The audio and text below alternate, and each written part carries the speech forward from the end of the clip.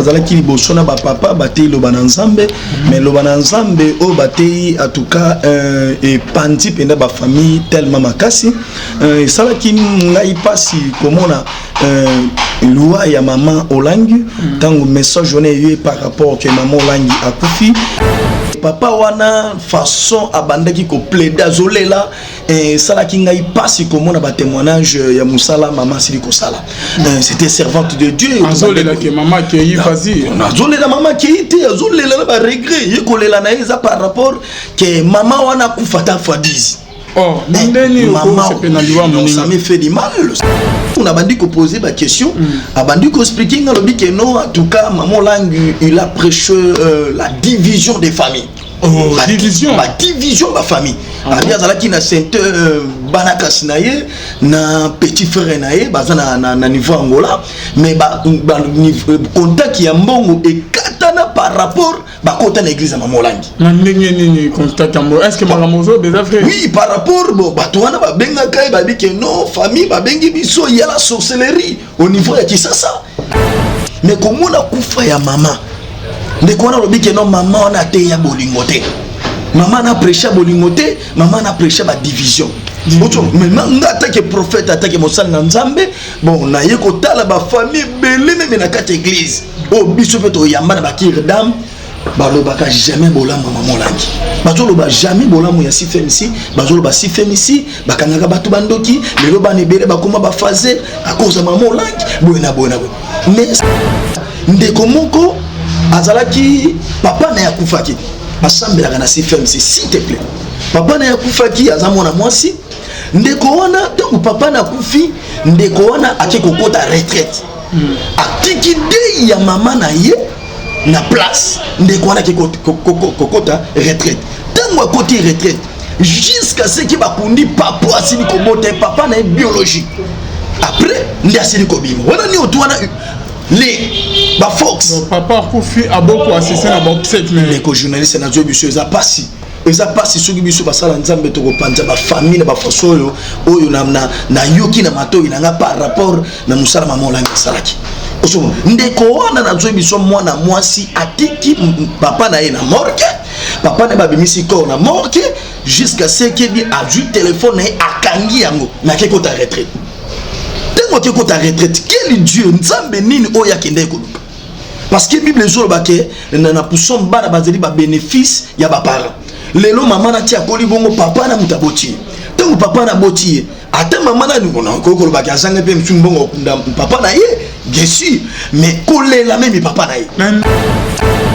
na bonzambe lola ezofuta shalom à vous tous qui êtes connectés sur votre meilleur site la voix céleste Nzela lola iska bonzambe et qui t'a analoyé mon amalope na misala un grand merci à vous tous qui êtes connectés. Nous vous remercions beaucoup pour la fidélité que vous accordez à cette émission Rien que la vérité qui vous est toujours présentée par votre humble serviteur Alvin Beya Moussal Yatata bien-aimé dans le Seigneur. Le lot au n'a rien que la vérité mine yakolo bezate bien-aimé to yami Moussal Nzambe moko oyo adana message ya collègue qui sa bien-aimé après liwa ya maman Olangi to yami prophète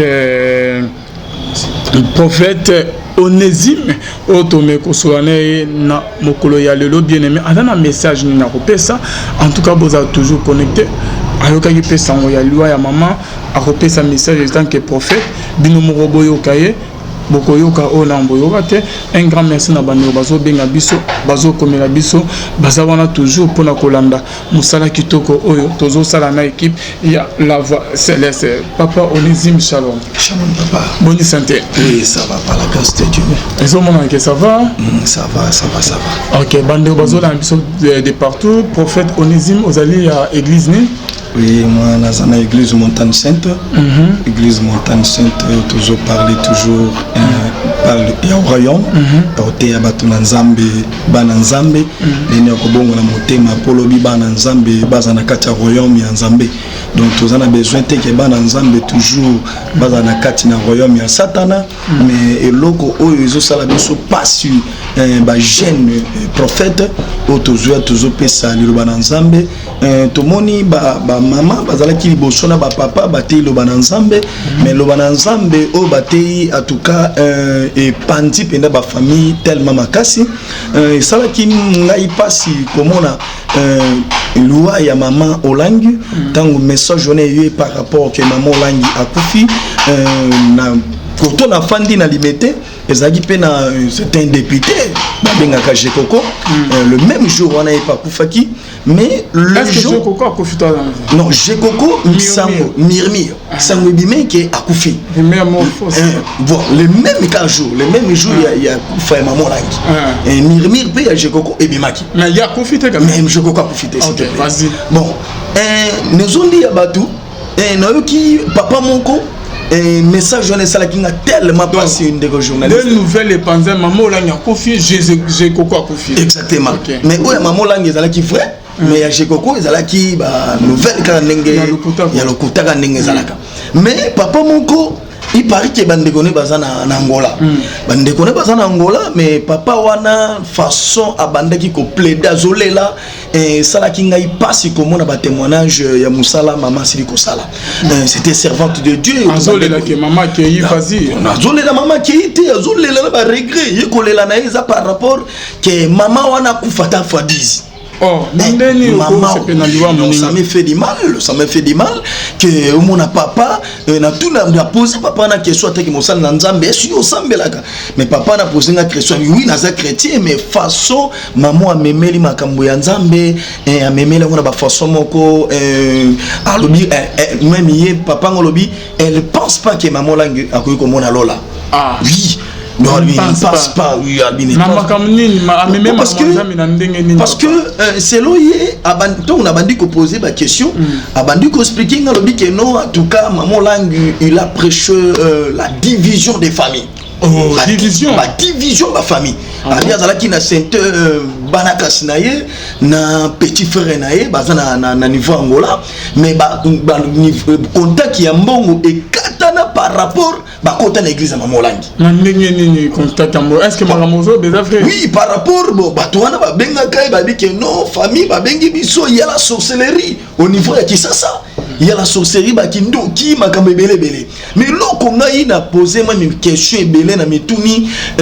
kufa ya servante de Dieu et moi et ça la bato passe na kati ya motema na pousse ni sou na beti depa ya makolo na ko mona sou ndeko moko sou na kati na pasi a regretté par rapport à Jekoko mais comme on a Jekoko malgré ça non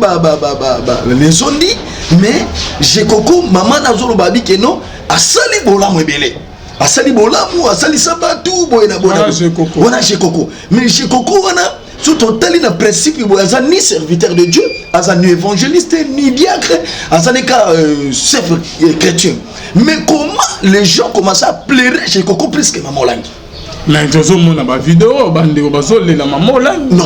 papa on a tout sali to joba mascarade. C'est sûr maman Olangi elle a travaillé par rapport à si femme ici à ça pena bandini à si femme ici oh ya gagnant. Mais bien aimé mosali na Nzambe tanga zo kufa bobo na bandi ndeko journaliste na ebité so ko za na image ba Alain Moloto. On mona ba Alain Moloto tamba kufi tout le monde il a pleuré Alain Moloto. Les gens, même les phasés, ils ont marché pour aller mouloto. Mais comme on a koufa ya maman, dès qu'on a dit que non, maman on a été ya bolingoté.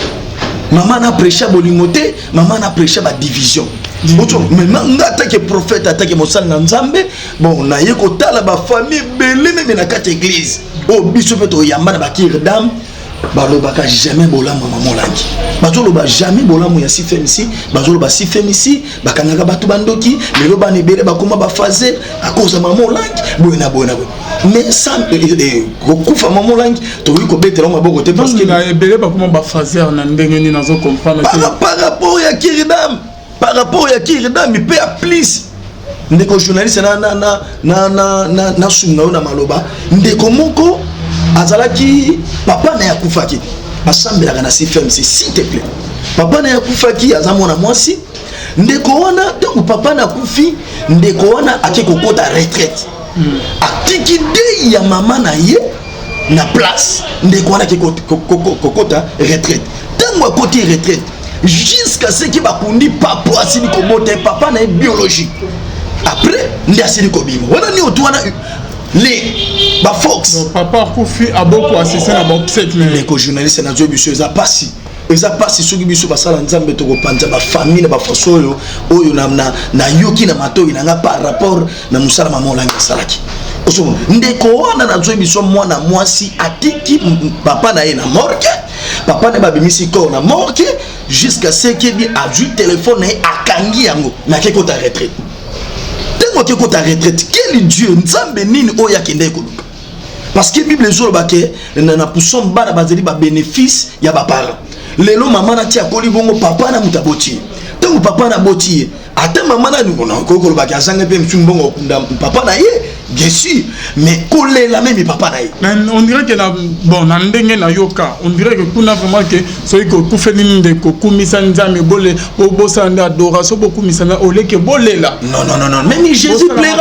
plaira de Lazare. Jésus appellera Lazare par rapport muninga babande ko fanda nayi. Osomona Jésus aleli Lazare, azolela Lazare par rapport muninga bazalaki naye bien-aimé dans le Seigneur eza pasi mingi komona ngai ndenge nazali aboyata ki un prophète ataki mosana nzambe lelo papa na nga sili kokufa. Lelo papa na nga sili kokufa on donne ce qu'on a. Donc c'est veut dire zalaki comportement zalaki kacha mama ya mabe yango bande ko transmettre ngo na kata bana nzambe. Parce que bana nzambe bazoya koyoka liloba il faut bayoka liloba oyo ya amour. Aimez-nous les uns les autres. Non, papa. Et loko maman langue elle a travaillé tout le monde misala même na zalaki na pont noir na moni musala na église ya pont noir maman langue sali mais le problème est à débat division. Les lorsque qui par exemple maman langue musala sali eza nzambe pena mutu atinda kiango. En tout cas, tu commences si femme si dernier ko marché. Mais ngana zolo bana ta que prophète nzambe. Mutu ako remplacer pour na ko tambusa si femme si boyoka sango. Sango ya ndenge. Boyoka sango par rapport mutu wana soki a se repentir te. Ya ko tambusa musala nzambe na ndenge nzambe atindela batu ba panza sango malamu. Okoyoka mutu wana emsolo bilobi yepa kotika mokilo. Parce que eux comme film nzambe. Tout le monde a dernièrement papa autokufa mais maman va assister coréen après moi tamuki basili ko kunda papa bon nazala ki te nazaki na nini na ngomba na bande ko bondela mais tant on a yé bon il a juste une information ya maman kufi mais biso to ba message belé par rapport parce que les loyo batu ba komi ko tala par rapport koko za na message ko yate par rapport que non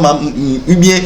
garde corps to secrétaire moko oyé ko pesa message je ne suis pas na église moko songolo munene ba fungola portité mais oh que to goza ba ainsi dit l'Éternel on nzamba zo ba par rapport ya ba sala nzambo baza grand mais eloko zo sala biso to kutana ba ngote par rapport à ba garde ko bazo tira ba na ba porte mais to pesa ainsi dit l'Éternel nzambe zate mais or que eloko c'est très important biso to yebi même les lots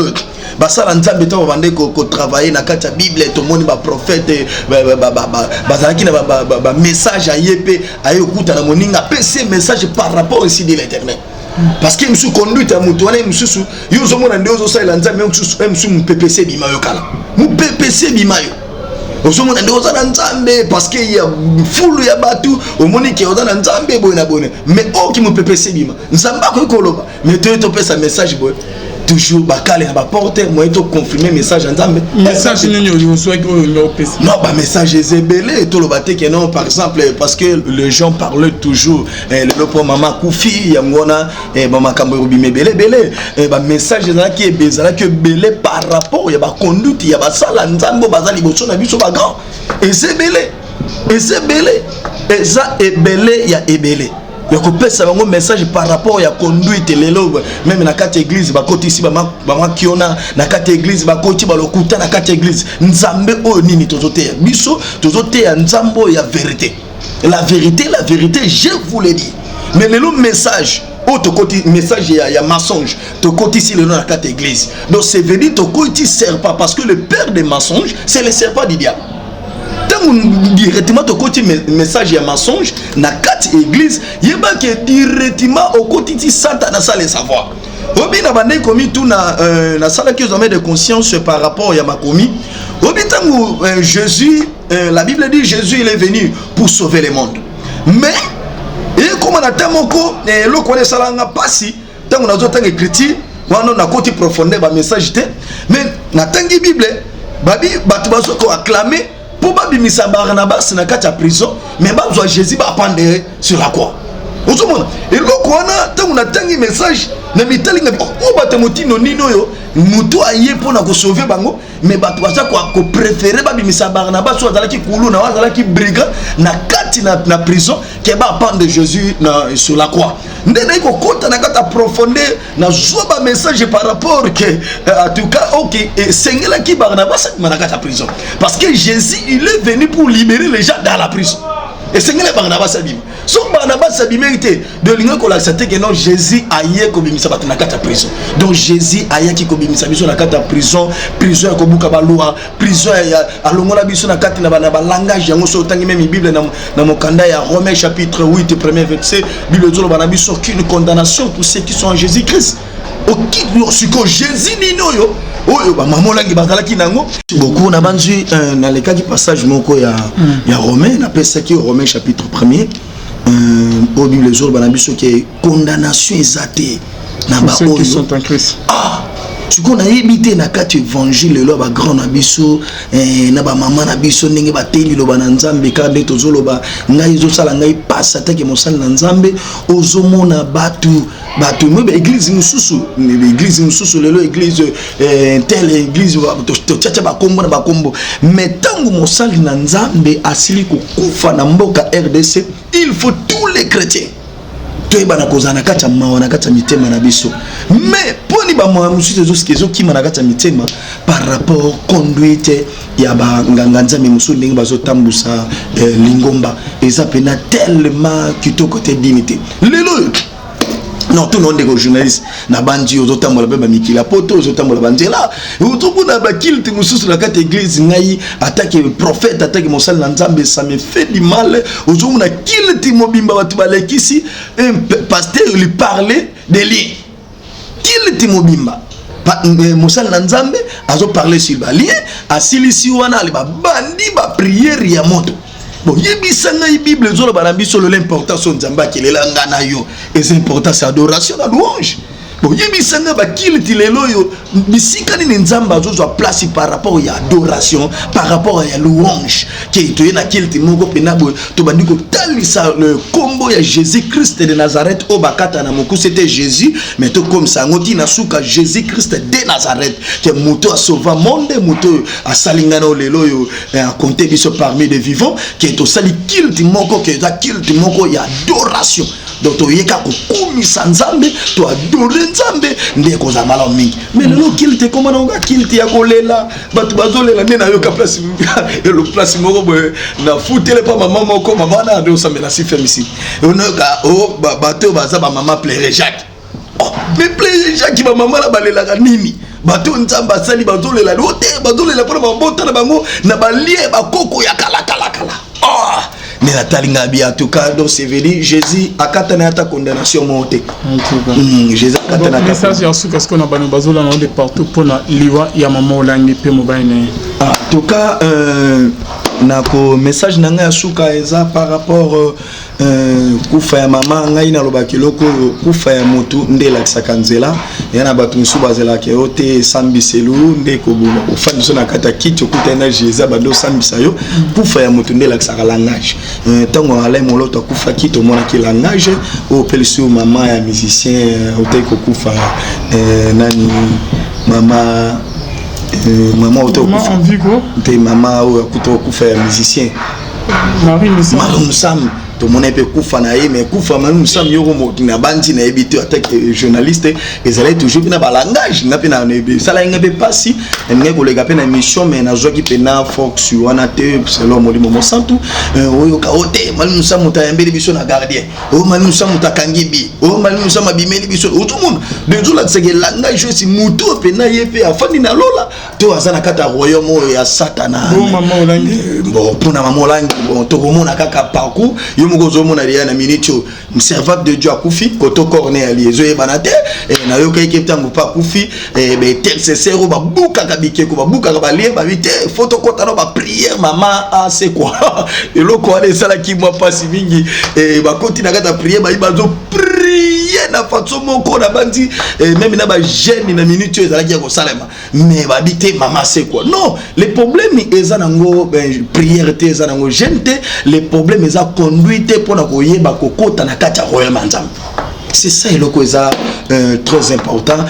Tozo zelaka korebima na bandu ngai na yaka na kata kor ya mutu kolela mutu par rapport ainsi dit l'Éternel. So ainsi dit l'Éternel tindinga na ya na koya tolela maman semble mais ceux qui n'a pas langage wana te en tout cas quelques bazom de Dieu ba kozala ba condamner ngai te kozala malaw mingi. Merci pour votre numéro de contact pour ces numéro nanga eza 00 233 43 243 82 5